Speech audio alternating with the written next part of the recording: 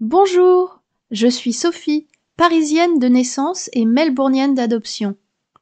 Maman d'un petit bilingue de 8 ans et prof de français indépendante, j'ai créé mon podcast Francophone Down Under pour aider d'autres parents comme moi à soutenir et encourager leurs enfants bilingues dans l'apprentissage du français. Je vous propose donc des épisodes d'astuces pratiques, d'autres qui nous permettront de développer nos connaissances sur l'éducation bilingue, en alternance avec des interviews d'acteurs de la communauté francophone d'Australie.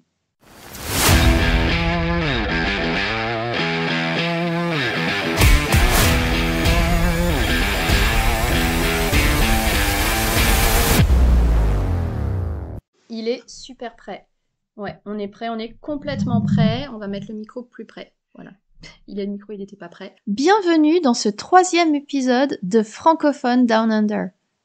Aujourd'hui, j'ai le plaisir de papoter avec Anthony Panel de The French Circus School. Anthony, c'est le papa d'un petit bout de 6 ans et c'est aussi le prof de cirque français de mon fils. Il a créé The French Circus School, une école de cirque bilingue à Melbourne. Dans cet épisode, on va discuter de cirque, d'éducation bilingue, voire trilingue dans le cas d'Anthony, des montagnes russes de l'entrepreneuriat et clamer notre amour pour la vie à Melbourne. Je vous souhaite une excellente écoute. Je suis super contente parce que je suis avec Anthony aujourd'hui pour ma toute première interview. Et Anthony, donc tu es The French Circus with the French accent. Et je vais te poser des petites questions. Et tout d'abord, tu viens d'où?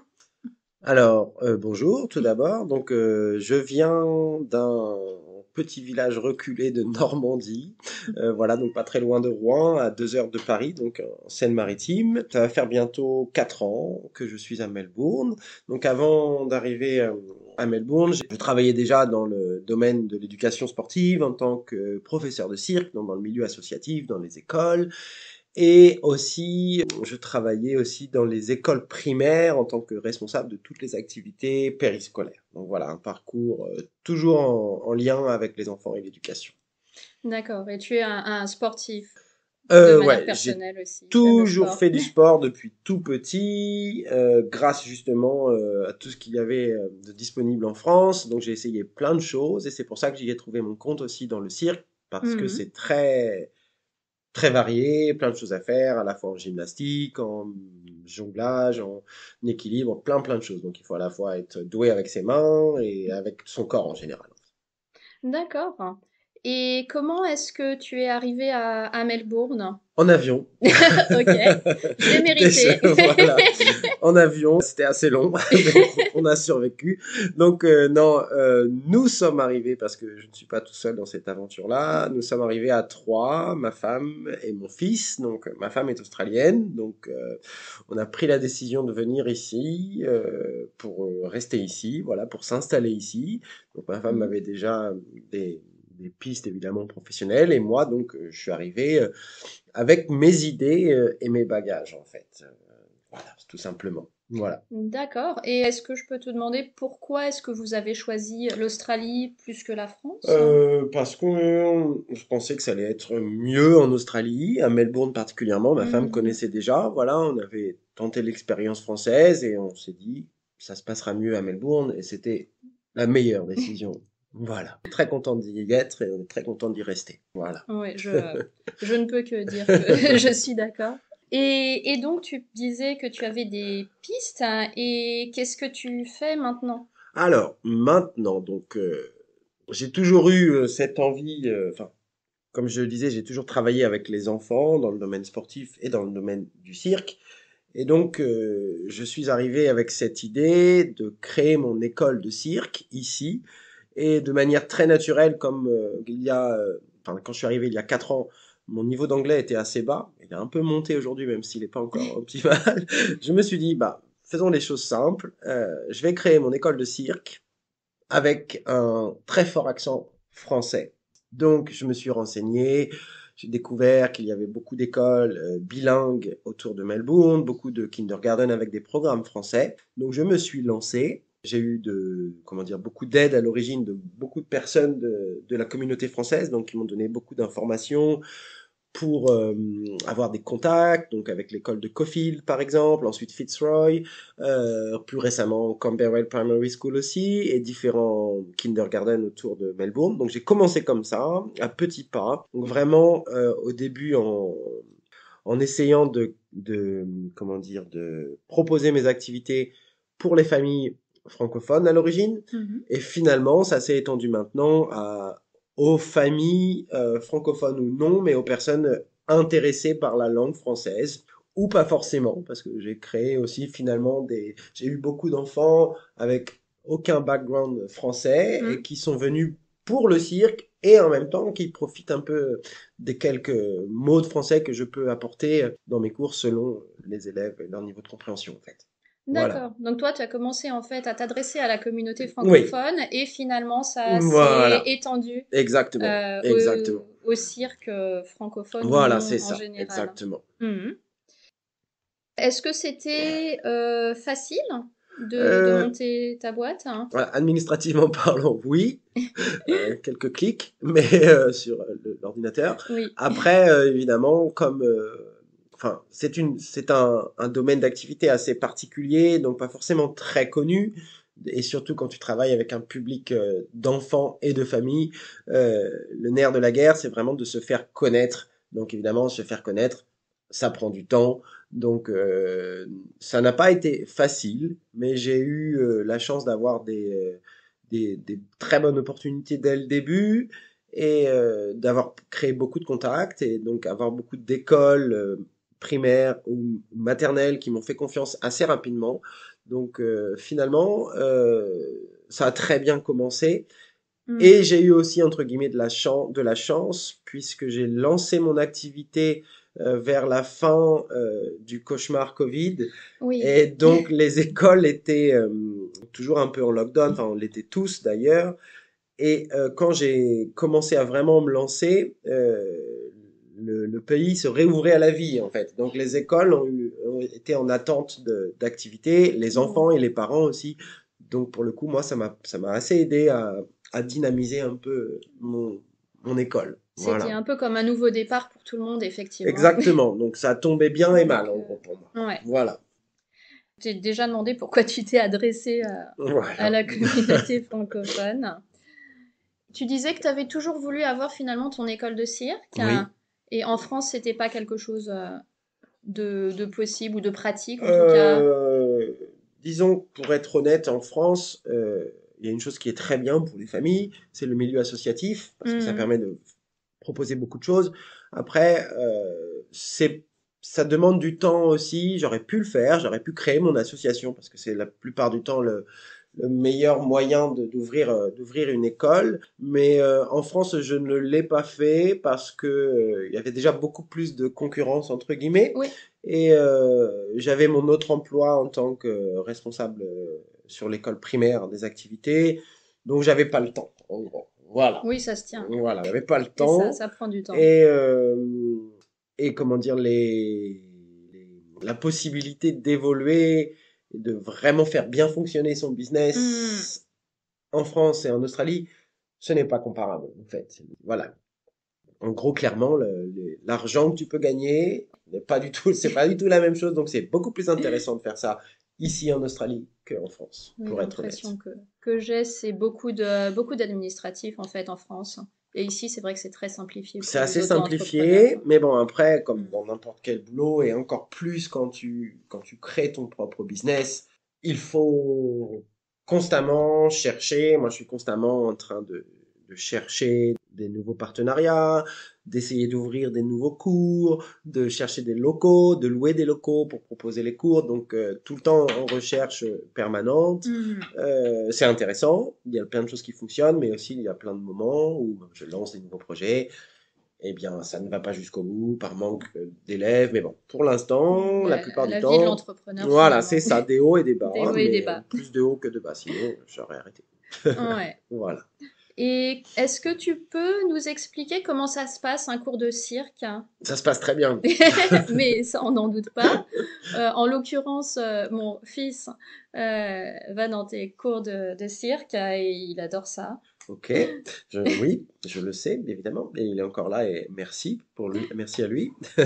Et donc, comment se passe Mais un comment cours? ça se passe? Oui, qu'est-ce qu'on fait dans un cours de cirque avec toi, en fait? Alors, qu'est-ce qu'on fait dans un cours de cirque avec moi? Donc, en général, les cours réguliers que je propose pour les enfants de primaire sont des cours qui durent environ, enfin, qui durent pas environ, qui durent 1 heure, Mhm. voilà. En général, j'ai un maximum de 12 enfants par cours, donc régulièrement, qui viennent toutes les semaines. Donc des petits groupes, hein. Des petits groupes, Ouais. voilà. Je préfère garder les groupes en petit nombre parce que ça me permet, moi, déjà, de pouvoir gérer plus facilement le groupe et d'avoir du temps pour chaque élève, en fait. Hmm. Voilà. Je ne veux pas rentrer dans un système où je vais prendre un maximum d'enfants. Déjà, au niveau responsabilité, c'est compliqué. Oui. Et je veux Et pouvoir avoir puis, ce temps individuel pour chaque enfant quand on est sur des moments plus techniques, par exemple, si les enfants sont sur du jonglage ou quoi que ce soit. Voilà, donc le 12, proposer c'est... du temps de qualité, en Voilà, fait, avec les exactement, enfants. exactement, du qualité, exactement. Donc voilà. Premièrement, j'essaye, je pense que j'y arrive, d'avoir un cadre assez important au niveau des cours. Donc voilà, les enfants vont arriver. Moi, au niveau de la langue que j'utilise Mhm. pour mes cours, alors tout dépend de mes élèves. Si j'ai des élèves évidemment qui sont tous complètement bilingues, je ne vais parler que en français. La plupart du temps, je fais un switch entre le français et l'anglais parce que j'ai très rarement des groupes complètement francophones. On est en Australie. Donc Normal. voilà, je mélange les deux, toujours. Donc voilà, si j'ai des enfants qui parlent complètement français, si je vais m'adresser à lui individuellement, je vais lui parler complètement en français, Hmm. comme à ton fils par exemple. Donc voilà, au niveau du langage, c'est comme ça. Après, au niveau de l'activité en elle-même, je propose vraiment comment dire, des séances qui vont vraiment être très diversifiées, voilà, où on D'accord. va, par exemple, passer du temps sur des activités de jonglage avec de la manipulation sur des assiettes chinoises, des bâtons fleurs, diabolo, les foulards ou ce genre de choses. Mhm. D'autres moments où on va se concentrer sur des activités plus physiques, par exemple, que ce soit en gymnastique générale en fait, ou voilà pour travailler la coordination, la motricité générale des enfants, et ensuite des activités d'équilibre sur objet, donc où on doit, comment dire, appréhender un peu la peur, le risque. Quand on monte par exemple sur le tonneau d'équilibre qui est quand même assez haut, qui fait Très relativement impressionnant. très impressionnant, voilà, surtout quand on est dessus et qu'il bouge, voilà. Donc voilà, les ateliers d'équilibre sur objet avec le tonneau, j'ai une slackline portable, je sais pas trop, Oui. mais bon, bref, que je peux déplacer partout et installer où je veux. J'ai d'autres aussi, des petits vélos de cirque qu'on appelle des pédalgos avec 4 roues, enfin bref, Ah. plein de choses comme ça, des planches d'équilibre, enfin bref, c'est très très très varié. Et moi, ce qui me plaît, et je crois aussi ce qui plaît aux enfants, c'est que chaque enfant, qu'importe ses aptitudes physiques, va trouver son compte en fait. Voilà, si j'ai un enfant qui n'est pas Hmm. forcément très très physique, qui n'aime pas trop tout ce qui est gymnastique, il va faire la séance gymnastique parce qu'il est là et il est dans l'énergie du groupe, Oui. mais il va peut-être trouver plus son compte sur les moments d'équilibre sur objet ou plus sur les moments techniques de jonglage ou d'autres choses. Donc voilà, c'est très varié, donc chaque enfant arrive à trouver son Quelque bonheur en chose fait. qui lui plaît. Voilà. Oui. Mm. Même si moi, je propose vraiment de la diversité sur l'ensemble de l'année en fait. D'accord. Et tu fais aussi des classes pour les petits? Je fais aussi des classes pour les petits. Là, je vais ouvrir d'ailleurs très prochainement une classe Ouh. à Fitzroy, donc juste avant mes 2 cours du lundi. Mhm. Donc une classe pour les petits, alors 3-5 ans. Voilà, ce sont des formats de 45 minutes, parce que évidemment, au-delà de 45 minutes, c'est un peu long. Et donc voilà, où en général, sur ces moments de 45 minutes, en gros, je coupe mes séances en 3 séquences, où les 15 premières minutes sont des moments de jeu et d'échauffement. Après, en général, je propose une activité, par exemple, de jonglage. Donc évidemment, je vais pas demander aux petits de jongler avec des balles. 3 balles, c'est un peu compliqué. Mais voilà, plein de jeux avec des balles où on mélange avec des histoires, des couleurs, beaucoup de français aussi, parce qu'à cet âge-là, les enfants apprennent vraiment très C'est rapidement. des éponges. Mhm. Exactement. exactement. Et en général, on finit toujours par un moment de parcours gymnastique. Donc, en fait, je mélange des activités de gymnastique et des activités d'équilibre, évidemment, en complète sécurité, avec tous mes tapis, tout, enfin bref, tout le matériel. Voilà. Zéro accident depuis le début. Ça a l'air super drôle en tout cas. C'est pas mal. En général, les enfants sont assez contents. Eh ben, merci de nous avoir décrit tes séances comme ça. De rien. Donc, tu nous as dit que tu étais toi aussi un parent. Oui, Tu as un fils. Il a exactement. quel âge? Il a 6 ans. 6 ans. Est-ce que, donc toi, tu t'adresses à la communauté francophone et est-ce que tu penses que pour toi, personnellement, c'est important aussi de garder le français, de transmettre les... comment La dire, la culture. culture, Oui, merci, de rien, de la rien. culture française. Oui, évidemment, complètement. Donc, juste pour donner le cadre général, donc nous avons un fils Hugo qui a 6 ans et nous, au niveau du cadre familial, à la maison, je parle français. Ma Mhm. femme est d'origine chilienne, donc elle parle espagnol. Donc Waouh! voilà, donc on est dans un, Donc il est il est trilingue. trilingue. Donc nous, on est naturellement gardé cette habitude en fait. Donc je parle à Hugo Hmm, en français, Bettina parle à Hugo en espagnol et Hugo répond en français exclusivement à la maison. d'accord. Voilà, à l'école évidemment en anglais tout le temps, mais systématiquement avec moi pour l'instant encore. Je sais que Hmm, parfois ça change, il est toujours en français. Et donc voilà, moi je suis la langue déjà à la maison. Et comme je suis aussi un grand amateur de lecture et de littérature en général, mhm. j'ai depuis le début, depuis tout petit, j'ai pris beaucoup de temps avec Hugo pour lire des histoires en français. Mes parents nous envoient aussi de temps en temps des gros colis Les avec colis des parents. fameux colis de la Poste. Pour ceux qui ne connaissent pas, ils avaient, je crois qu'ils ont encore un forfait livre et brochure vraiment très intéressant. Je fais de la Tout pub à pour la fait. Poste, je vais essayer de me faire sponsoriser. Et donc voilà, beaucoup de livres en français, dans les bibliothèques aussi de certains quartiers, comme celui où on habite, il y a des livres en français. Ouais. J'en achète aussi grâce à la communauté française qui en vend régulièrement. Je me souviens de Une récemment, bonne l'année dernière, je crois, il y communauté. avait eu une sorte de garage sale à Cofield où on avait fait une razzia sur tous les livres en français. Donc non, Ils moi partent j'ai toujours super vite, les livres toujours, sur les voilà, groupes Facebook. exactement. Donc non, Hmm. vraiment, moi j'essaye de transmettre la culture et je trouve aussi que ici à Melbourne, il y a un vrai intérêt pour la culture française de la part des Australiens, enfin, Mhm. en C'est tout cas dans vrai. les quartiers proches du centre-ville. Ouais. Et donc, je sais que mon fils s'en rend compte aussi, il voit des drapeaux, le nombre de restaurants français qu'il peut y avoir à Fitzroy, qu'il peut y avoir Oui, un peu ici à partout, hein. Saint-Pierre, Hmm. des événements comme Bastille Day dans 3 semaines, où je serai présent aussi à l'occasion. Et donc voilà, il y a beaucoup de références à la France, à la culture française. Mon fils, par exemple, pour en revenir et terminer là-dessus, est à l'école à Sophia Primary School. Hmm. Ils ont enfin, ils n'ont pas un programme français, pardon. Ils ont des cours de français 1 heure par semaine. Mais malgré ça, l'école, par exemple, cette année a proposé un French Day. Donc toute la journée avec les grands de Year 6 qui ont fait une danse de French Cancan. Il y avait des crêpes. Enfin bref, voilà. Donc il y a vraiment Un véritable effort un véritable pour effort amener la de l'école culture. ici.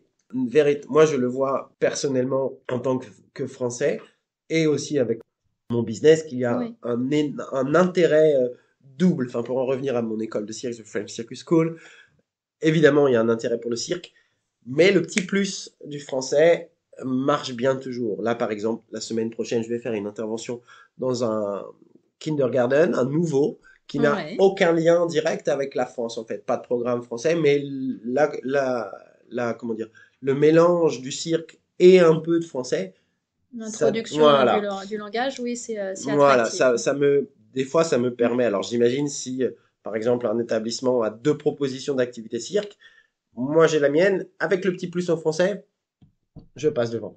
Pas toujours, évidemment, mais parfois, ça fonctionne.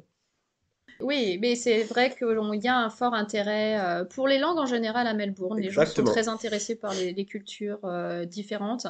Et c'est vrai que le français est Hmm, assez demandé. exactement, exactement. Hmm. Mais oui, comme tu disais à l'instant, enfin, moi je le vois parce que je suis encore tout nouveau et tout frais à Melbourne. Quelque chose que moi j'aime beaucoup, et pour en revenir justement sur la question de la transmission de la culture, Oui. une des choses moi que j'ai beaucoup apprécié ici, c'est comment dire, la diversité des gens et des origines ici, où tu peux passer à parler. Moi, dans une journée normale, je vais parler français, anglais et espagnol parce que je vais rencontrer des gens avec un background complètement différent toute la journée. Et voilà, moi, je suis complètement dans cet univers-là et je vais continuer à le faire. Et voilà, je veux transmettre ça parce que c'est très important, évidemment. C'est extrêmement enrichissant, Évidemment. effectivement.